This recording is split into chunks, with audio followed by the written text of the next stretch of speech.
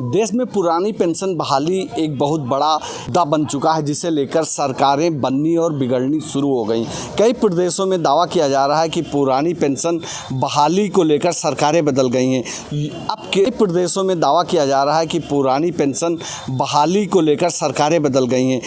अब के अगला 2024 का चुनाव है, कर्मचारी भी 2024 को लेकर अपना रथ यात्रा निकल चुके हैं। कल लखनऊ में प्रथम चरण का समापन है। संयुक्त पुरानी पेंशन बहाली मंच के कर्मचारी हमारे साथ हैं। राजेश त्रिपाठी जी, क्या कहेंगे लेकर आज किन मुद्दों को लेकर आज लखीमपुर पहुंचे हैं? देखिए, NJCA national joint action committee के तत्वावधान में राज्य कर्मचारी संयुक्त परिषद उत्तर प्रदेश द्वारा 16 मई को कानपुर जनपद से एक रथ यात्रा निकाली गई है। पेंशन रथ यात्रा जिसका हमने नाम दिया है, जिसके विभिन्न जनपदों से होते हुए बुंदेलखंड और पूर्वांचल के आज ये यात्रा लखीमपुर जनपद में आई है। लखीमपुर जनपद के बॉर्डर पे सीतापुर के बाद वहाँ कर्मचारियों ने, यहाँ के संगठनों ने हमें वहाँ रिसीव किया है। इसमें हमारा सिर्फ एक उद्देश्य है कि जो हमारे कर्मचारी हैं, NPS के जो हमारे कर्मी हैं, OPS के जो हमारे कर्मी हैं, उनको जागरूक करते हुए जो इसकी कमियां हैं NPS की, जो छलावा कर्मचारियों के साथ हो रहा है, उसके बारे में जागरूक करते हुए आम जनमानस को भी ये संदेश देते हुए कि हमारे साथ गलत हो रहा है, उसका विरोध प्रदर्शन हम लोग कर रहे हैं। सरकार तमाम फायदे गिना रही, आप नुकसान गिना रहे हैं, विरोधाभास है। यही विरोधाभास मैं कहने की कोशिश कर रहा हूँ कि जो ब्यूरोक्रेट्स हमारे और सरकार के बीच में हैं, वो इस नुकसान को फ़ायदे में कन्वर्ट कर रहे हैं। हम लोगों ने बहुत सारे दस्तावेज केंद्र सरकार को भी भेजे हैं। राज्य सरकार के साथ बैठकों में भी हमारा प्रतिनिधिमंडल उनको इसकी कमियाँ गिना चुका है और रिटन डॉक्यूमेंट्स हम लोग दे चुके हैं। एक हज़ार कर्मियों की हम लोग, जो उनका NPS कटौती के बाद जो रिटायरमेंट हो रहा है, उनको उनके डॉक्यूमेंट्स हम दे चुके हैं, मोबाइल नंबर के साथ दे चुके हैं। उसका वेरिफिकेशन आपके माध्यम से मैं कहना चाहता हूं वो कर सकते हैं। इसमें छलावाई है, इसीलिए हम लोग सड़कों पे उतर रहे हैं। पिछले 9 साल से तमाम कर्मचारी आपके साथ आ गए हैं। कितना मानते हैं इन कर्मचारियों का आंदोलन कहां तक सक्सेस होगा? बिल्कुल, देखिए सक्सेस होगा। आप देख रहे हैं निरंतर, जब सबसे पहले राज्य कर्मचारी संयुक्त परिषद उत्तर प्रदेश ने 2013 में लखनऊ से लेकर दिल्ली तक साइकिल यात्रा निकाली थी। बहुत कम संगठन तब इसके रूप में जागरूक थे। उसका एक कारण था कि इसका परिणाम सामने नहीं आया था। हमारे 2005 के बाद ये पेंशन लागू हुई है।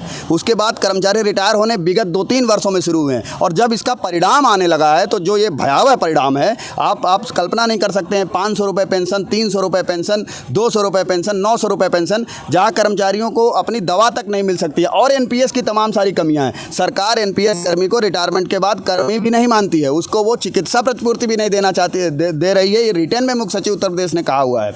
तो ये सब जब परिणाम आने लगे हैं, तब से कर्मचारियों में बहुत आक्रोश है। निरंतर कर्मचारी हमसे जुड़ते जा रहे हैं और हमें ज़रूर लगता है कि सरकार हमारी बात सुनेगी और पुरानी पेंशन हमें मिलेगी। हमारे साथ संगठन के पदाधिकारी हैं। क्या नाम है सर आप? दीनबंधु सिंह, मंडल अध्यक्ष राज्य कर्मचारी संयुक्त परिषद।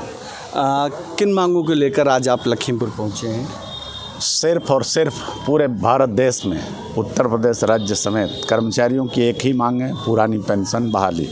सरकार ने NPS के तहत सबको शामिल करना चाहा है 2004 के बाद। उत्तर प्रदेश सरकार ने 2005 से लागू किया है। सबका एक मत है, ध्वनि मत से NPS गो बैक, NPS वापस जाना चाहिए और OPS तत्काल प्रभाव से लागू होना चाहिए।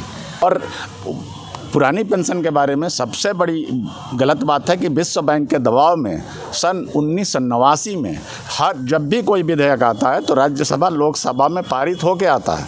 यह सिर्फ संकल्प पत्र के माध्यम से 89 में भारत सरकार ने पेश किया। 90 में इसको उसी अवधारणा के साथ आगे बढ़ाया और 3% पदों की कटौती किया।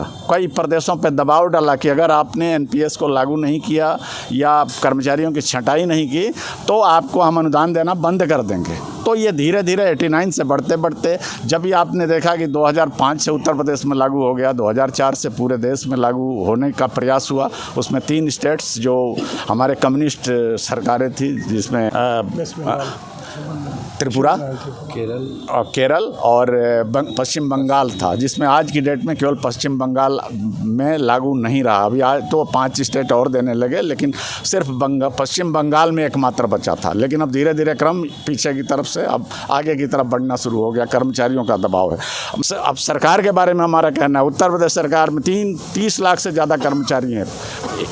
उत्तर केंद्र सरकार के हमारे 40 लाख कर्मचारी हैं, पेंशनर लेके 1 करोड़ केवल केंद्र सरकार प्लस उत्तर प्रदेश सरकार, ऐसे पूरे स्टेट्स पूरे हिंदुस्तान को जोड़ेंगे तो बहुत ज़्यादा आबादी है। और सबके पास 4-4 वोट भी 5-5 वोट भी गिनते हैं तो करोड़ों में जाता है, 5 करोड़ 10 करोड़ होते हैं वोट। अगर ये वोट की ही राजनीति होती है तो हम लोगों का मत है कि अपने पूरे परिवार का, अपने दोस्तों को भी जागृत करना है। अगर हमें पेंशन नहीं है तो हम सिर्फ उसी को वोट देंगे जो हमें पेंशन देगा। और आप कह रहे हैं पेंशन के फ़ायदे और लाभ की बात, सबसे बड़ा फ़ायदा तो ये है, सबसे बड़ा फायदा अगर एनपीएस इतना ही अच्छा है तो हमने तो कहा हमें एनपीएस, चलो हम फिर भी लेने को तैयार हैं, लेकिन आप क्यों लोगे ओपीएस? अगर इतनी अवधारणा नहीं होती, इन नेताओं को शर्म नहीं आती है, ये कहने में गुरेज नहीं है कि आप 1 बार बनते हो विधायक, 2 बार बनते हो, 4 बार एमपी बनते हो, क्या क्या बनते हो, और पेंशनें आपकी बढ़ती जाती है, 1 बार नहीं लेते हो, और सिर्फ आपको ओपीएस चाहिए और हमें फ़ायदे गिनाते हो कि एनपीएस बहुत अच्छा है। हम कर्मचारी इस बात को मानने के लिए तैयार हैं कि जब एक देश है, एक संविधान की बात करते हो तो ये भी मानो तुम ओपीएस लो तो हम ओपीएस लें, हम एनपीएस तो तुम एनपीएस लो, तुम ले लो तो हमें कोई ऐतराज़ नहीं। अदरवाइज सिर्फ और सिर्फ पुरानी पेंशन चाहिए, इसके लिए हम कुछ भी कर गुजरने को तैयार हैं। जय संघ, जय भारत। दिल्ली मंदू सिंह मंडल। हमारे साथ थे पुरानी पेंशन बहाली मोर्चा के कर्मचारी और संगठन के कार्यकर्ता, जो मांग का है सिर्फ देश में ओपीएस लागू हो। अगर एक संविधान है तो एक कानून हो चाहिए। नेता अगर एनपीएस लेने के तैयार नहीं तो कर्मचारियों को एनपीएस के ओपी जा रही। लखीमपुर खीरी से द यूपी टॉप वॉइस के लिए मैं अब्दुल सलीम खान।